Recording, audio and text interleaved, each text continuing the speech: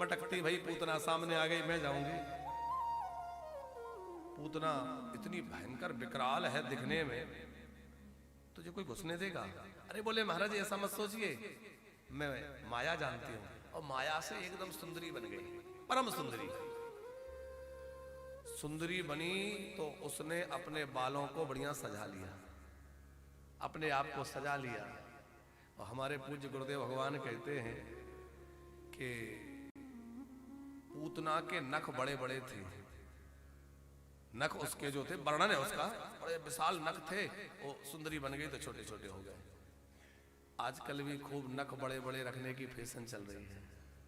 तो गुरुजी कहते हैं कि जो नख बड़े बड़े रखे वो समझ लो पूतना या सूपनखा की भतीजी है। सूपनखा का मतलब सूर्पणखा, सही नाम उसका है सूर्पणखा। जिसके नख सूपे जैसे हो, अनाज साफ करने का सूप होता है ना, ऐसे बड़े बड़े नख जिसके हो वो सूर्पणखा है। आजकल तो फैशन है। और हमने देखा एक बिटिया तो नकली लगाई थी, छोटे होंगे कुछ, अब कहीं जाना पार्टी में तो वो नकली लगाए। हमने कहा इतने बड़े नाखून, तो वो ध्यान से देखा तो पता चला ये तो नकली लगे, लगाते हैं ना लोग। अच्छा, पूतना ने अपने बालों को रंग रखा था। तो गुरुजी कहते हैं विनोद में, अब आजकल तो सभी रंगते हैं, बाल रंगने की परंपरा भी लगता है पूतना ने शुरुआत करी होगी। और बताए बाल उसके खुले हुए थे, समझ गए?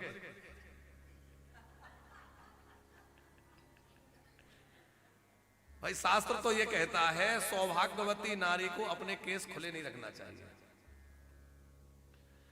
द्रौपदी ने केस खोल के रखे थे और कहा था कि जब तक मैं इन केसों को छूने वाले इन कौरवों के वंश को समाप्त नहीं करवा दूंगी तब तक अपने केस नहीं गोथूंगी। तो माने केस खुले रखना ये अच्छी बात नहीं है, पर आजकल तो फैशन है।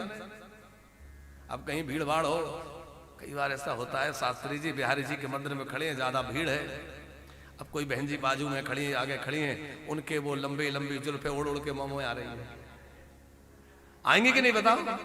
भीड़ ज्यादा है, क्या करो?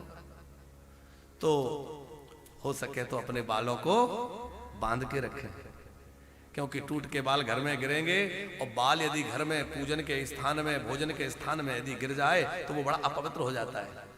जिस भोजन में बाल निकल आए उस भोजन को ग्रहण नहीं करना चाहिए, इसलिए बाल बांध के रखे जाएं। एक और बात शास्त्र कहता है कि सौभाग्यवती नारी को कभी भी अपने बालों में कैंची नहीं लगानी चाहिए, कैंची नहीं लगवानी चाहिए। पर अब आजकल ये बातें कहने में तो ऐसा लगेगा कि महाराज जी कहाँ आप भी पुराने जमाने की बातें कर रहे हैं। अब जमाना बहुत नया है, देखो नया जमाना तो है, पर कुछ बातें ऐसी हैं जिनको यदि सीख के समझ के चलेंगे तो बहुत लाभ होगा, क्योंकि पुरानी चीजें कभी कभी बहुत अच्छी भी होती हैं।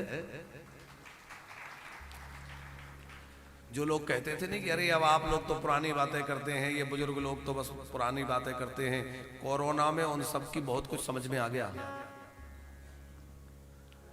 किसी से ज्यादा हाथ मत मिलाओ, पास में मत आओ, बाहर के जूते चप्पल बाहर उतारो, हाथ मुंह धो के अंदर आओ, ये सब बात हमारे बुजुर्ग कहते थे, हमें बुरा लगता था, अरे कहाँ पुरानी बातें करते हो। तो कोरोना में समझ में आया नहीं कि क्यों बाहर के कपड़े बाहर, बाहर के जूते बाहर, क्यों हाथ मुंह धो के अंदर आए, क्यों किसी से ज्यादा गले ना मिले, हाथ ना मिलाएं, सब समझ में आया कि नहीं? अरे एक ऐसा वायरस आया जो एक दूसरे से फैल जाता था, भैया वो तो शरीर की बीमारी थी, लेकिन मन की बीमारी और भयंकर है, और ये मनोरोग भी दूसरे से ज्यादा संपर्क में आने से एक दूसरे में चले जाते हैं। इसलिए भैया सावधान रहना है, अपने आप को बचा के रखना है कि हमारा अंतःकरण ना बिगड़ जाए।